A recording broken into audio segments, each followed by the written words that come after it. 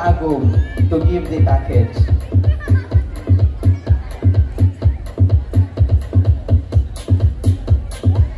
Alright, once again ha, naatay 8 karapol nga giandam para sa ato ang mga bisita karong gabi una, especially nga nagkadagan ng ato ang mga visitors and ato ang mga audience.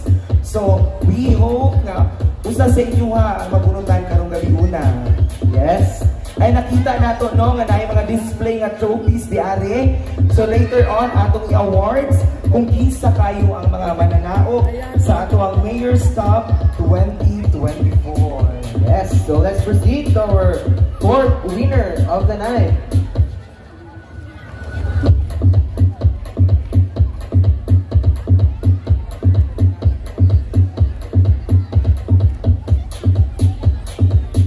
Ma'am Leia May L.